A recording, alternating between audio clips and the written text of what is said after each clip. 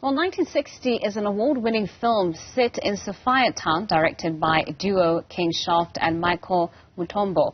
The film follows a retired singer who revisits her past to assist with an investigation around an apartheid-era policeman whose remains were discovered 60 years after he went missing. Let's take a look at this.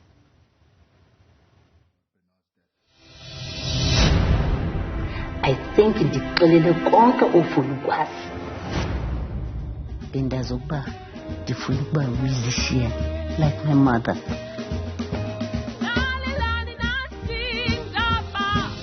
What do you think, eh? I want to be just like her. This is your opportunity, Lindy, and it may never come again. Please, please, please, please, just trust me, just trust me. Free, Sophiatown boys, behind the shack in Sophiatown.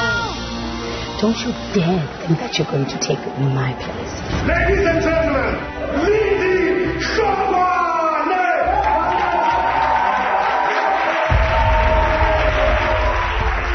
There isn't a sugar in South Africa. They enjoy killing black people without a conscience. But at the end of the day, someone needs to do something.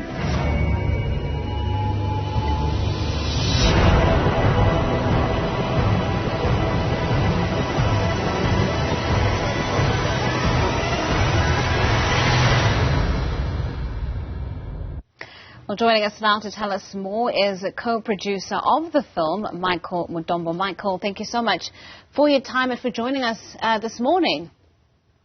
Thank you so much for having me, Ntokozo. Thank you. So I understand 1960 opened at the Durban Film Festival, if I'm not mistaken. I mean, talk to us about that. What was the reception like? Well, 1960 opened at the Durban International Film Festival. It was so we were very, very surprised. We sold out. It was the opening film for the festival.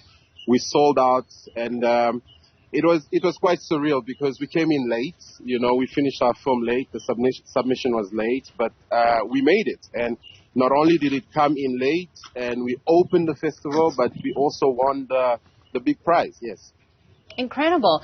So 1960, we know that as an era in South Africa was a very turbulent time, but also, you know, at the same time, it was such a creative period. And just talking about using that era as a source material, I mean, why 1960? Why Sharpeville? Why Sophiatown? Well, there were a couple of things that we were thinking about while making the film. Number one, 1960, as you said, was a very colorful period in South African history. There was a lot of music. There was the discovery of sort of people like Miriam Makeba and, you know, Huma Sekela and them, you know, they were making big moves during that time. But on the other side, we had things like the Sharpeville massacre, for example.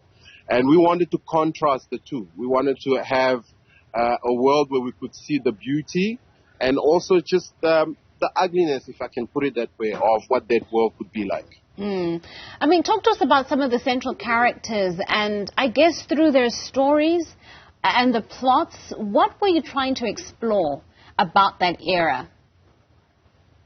So what we wanted to explore about the era in the film was a basic love story between a young girl who idolizes people like Miriam Makeba, famous musicians, a young girl with big talent, and we wanted to give her a love story with music. You know, so that's the basic premise of the film. It's this young girl, Lindy, who wants to be a musician so bad that, you know, she wants to transcend, she wants to go beyond the borders, she wants to do whatever it takes to actually become a musician.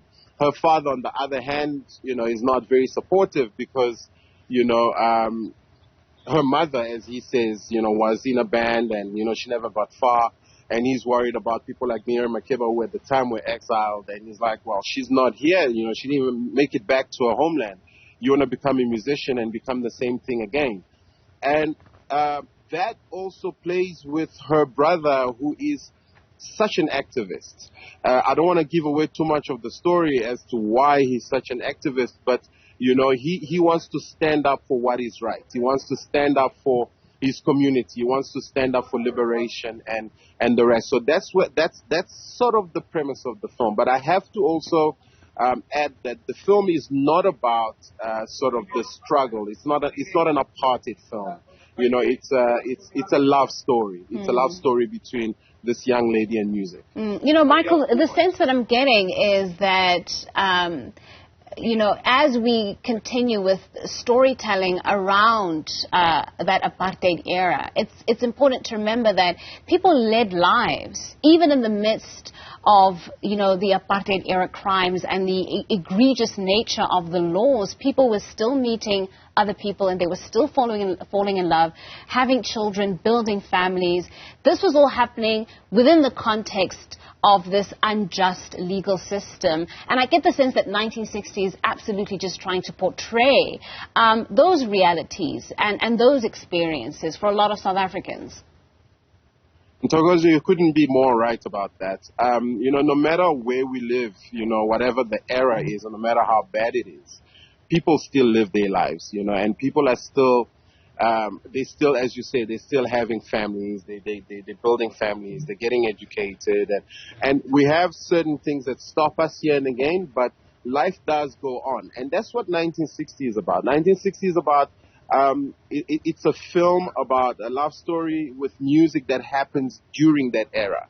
An era that was very difficult, you know, even with the Sharpeville massacre, how we chose to show the massacre wasn't to really go straight into it and show everything that happens in it.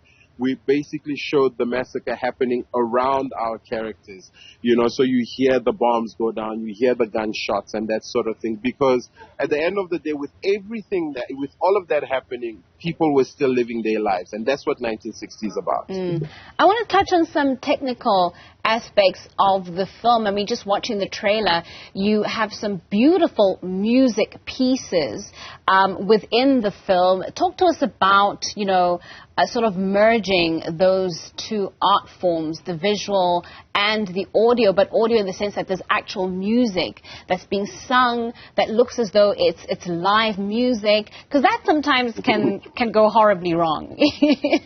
but you seem to have gotten the right mix. Look, you know, I think the right mix is because, you know, we did a few takes. You know, we did a lot of takes and we got it right. But Bruce Retief, who is the co-producer on this film with myself, sorry, I'm on the film set and they're working in the back as well, so I do apologize for the noise.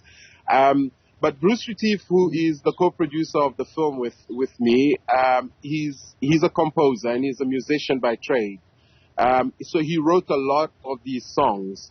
And a lot of the songs that he wrote, we actually recorded them live. So we actually had a band. A lot of the guys that you see in the band are actually seasoned musicians, even though when we were actually recording the songs, they were playing to a backing track, so we could always cut and go again and that sort of thing. But the music of 1960 has become such a big thing. It's become a character of its own. You know, it's basically taken the film from where it was and taken it to a different place.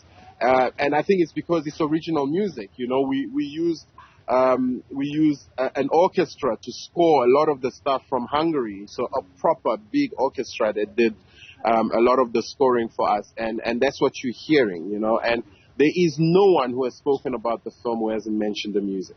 Well, you know, just lastly, Michael, you know, there's a lot of disagreement, even to this day, about how we should be using South Africa's apartheid history, you know, as a source material. You know, lots of debate about the approach. And I wonder what your perspective is when we are telling our stories. Should there be a sort of linear, kind of narrow-minded approach to how we tell these stories, or should we allow individuals like yourselves in the creative space to be creative and to come up with different kinds of approaches to telling our own South African stories? Ntokozo, you know, the apartheid story is a story that can be sort of interpreted in different ways from where you come from. You know, a lot of us have experienced it in different ways. So I think as far as art is concerned, I always feel like art has to be true to you as the individual. You know, so you need to tell the story as you see it. A lot of people say, well, we're tired of apartheid films. We've seen a lot, Some people even say things like, from the moment, the first frame comes up, I feel like I'm going to be sad the whole time while watching the film, But we also can't forget that people have to express themselves the way they see fit, So as far as that's concerned, I think artists have to tell a story as they see it. Otherwise, they're not being true to the story, and that's going to come across. If they're not true to the story, it's going to come across.